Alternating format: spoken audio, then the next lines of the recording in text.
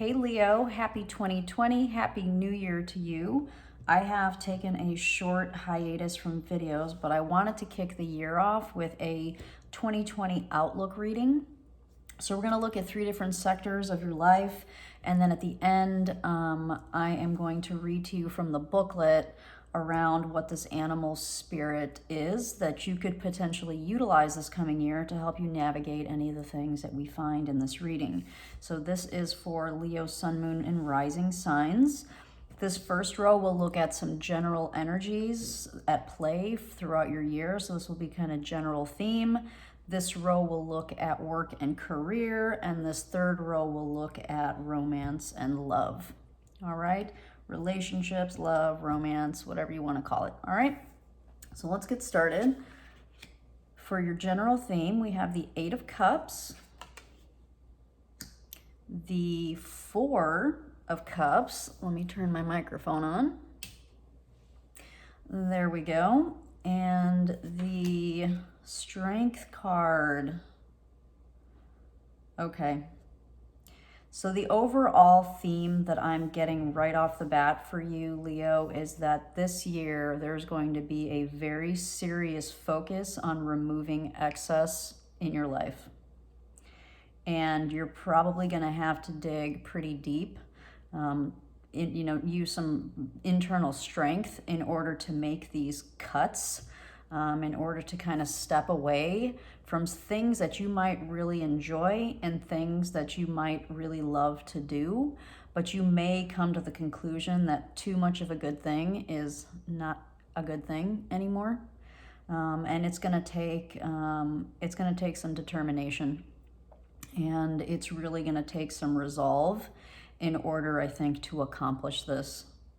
So I'm getting strong that you're going to be you're going to be cutting away the fat, and it's something that you know that you need to do is what I'm getting. And when you step into this, it may be a reluctant type of thing, but perhaps once you get going with it, you may find value, and once you start to see the value, it may become easier over time for you to continue to cut out these things in your life, which perhaps on some level are not serving you properly.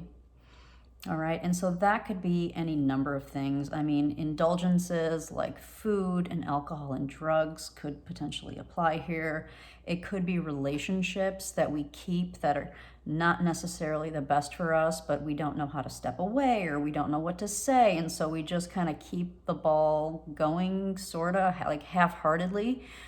So this may be a year for you to kind of wipe all of that clean. And so that is, I think, the general message that I'm getting as an overall underlying theme for your year.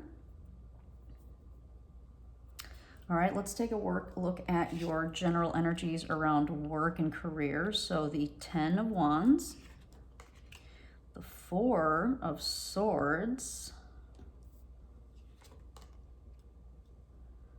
and the Ace of Wands. This is really interesting. So the first hit I got with this progression was you're going to finally get some respite after possibly busting your ass, right? So you might have been like really just, over promising or, just overextending yourself and just putting your hands in so many different pieces of things that it just became very overburdened. Another reading of this card could be that, you may have a group or a manager that's understaffed and so you're overworked.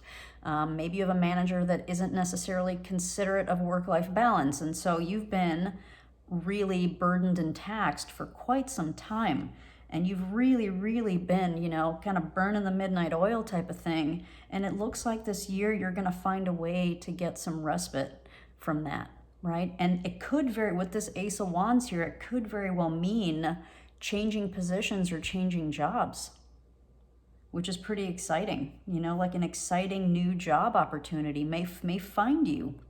You may not even go looking for it. And if you do go looking for one, it looks like there's a good potential for something significant and something that you could potentially grow into something that would be there for you if you chose to look, right? So and another way to read this would be you may need to drop the job. I'm not telling you to quit your job. I'm just giving you a suggestion on what this is reading to me, which is like you may need to if the job is taxing and overburdened and is not allowing you to have work-life balance, you may want to consider putting that job down, and you may need to take a break so that you could find an appropriate job, a better job. Because it looks like if you did, there would be something out there for you, right? And so I'm not telling you to quit your job. There may be opportunities for you to shed some of the work that you're doing if you are in this category of being really overburdened that you probably don't have time to do much else. You may need to figure out a way to drop some of these wands, so to speak, so that you can have a little bit of time in order to do this looking, to look for these new opportunities so you can shed all of this over the course of the year, right? But this is going to take effort, right? This is not something that's going to just be handed to you. This is something that you're going to probably need to go look for.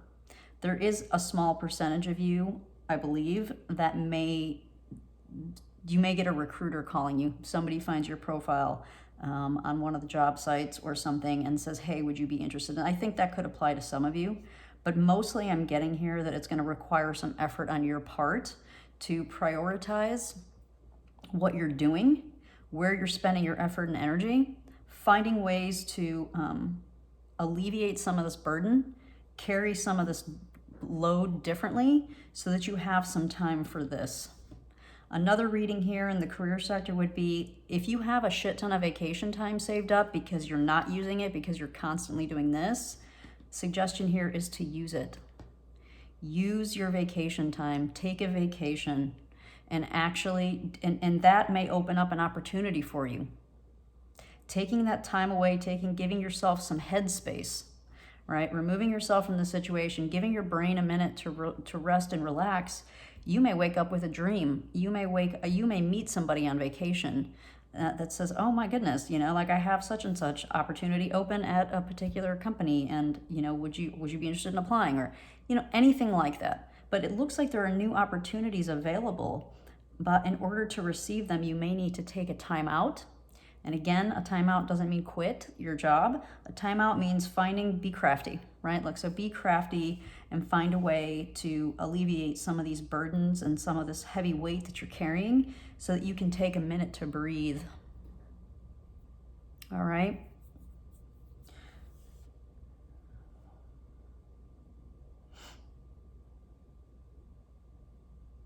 And I think what I just said applies as well to people who are actually looking, who do not have a job, who are looking.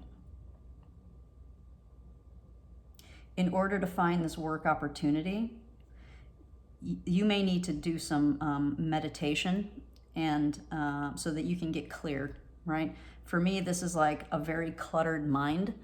Maybe very cluttered everything, just like so much. And so your energy, when you're putting your resume out there, when you're maybe even interviewing, your energy might be really chaotic is what I'm getting with this.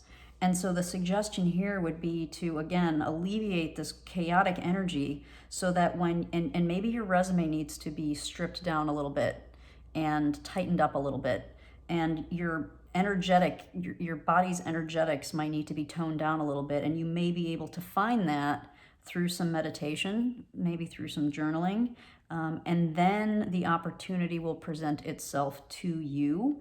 But I'm getting very kind of frenetic energy with this, and the suggestion is that you need to kind of tone that down a little bit, and that's for people who may be looking. All right. The other suggestion here for people who are looking, right? So it's like that this whole idea of let go and let God. You might be sending out 30 resumes a day, and you might be busting your ass trying to find work. And at some point, it becomes self-defeating. So part of this suggestion here is to maybe do some manifesting, right? Which is like, I'm a big advocate. If you watch my channel, you'll start to learn that I'm a big advocate of manifesting. And the key there is to get really clear on what we want.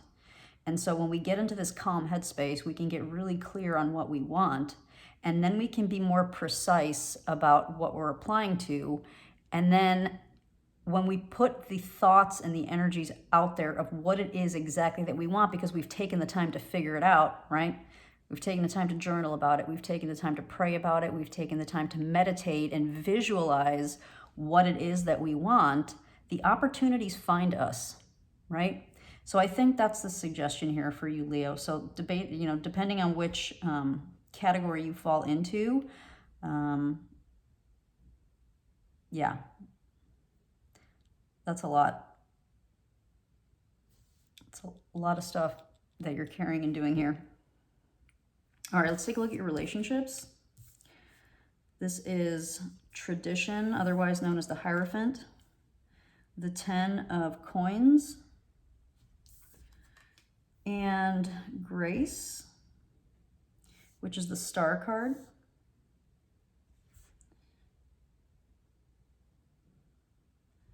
Well, it looks to me like you may very well find yourself, if you're in a relationship, you're probably going to get engaged and or married, right?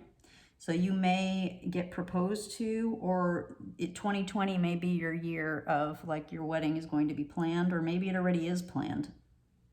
In which case, if you're in that boat, this looks very beautiful. It's almost, this is like a dream come true. You know, maybe you've really wanted this for a long time. Maybe maybe you finally met that perfect person and you're so excited and happy and to be marrying this person because they feel just right. That's what I'm getting from these cards if you're in a relationship. This is going to bring you the stability and the comfort and the security and the love and the support that you've always wanted.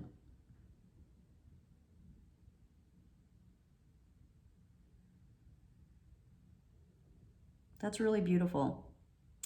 So if you are looking for a relationship in 2020, it looks like you may find some opportunities. Some very stable and supportive people may be entering your life, Leo, that may be able to give you the type of relationship and support that you're really wanting, right? So it looks hopeful. I mean, these are super hopeful cards. So whether you're in a relationship or you're looking, it looks like there's a strong possibility of finding special someone in 2020.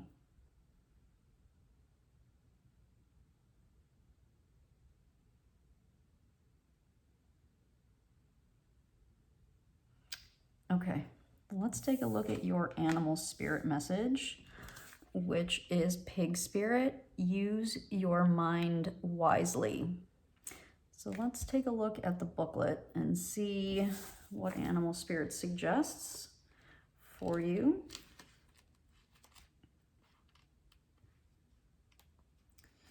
All right, so the oracle message is, pig spirit appears to remind you of the right use of intelligence, a gift we all have that is meant to be used with love, compassion, and discernment.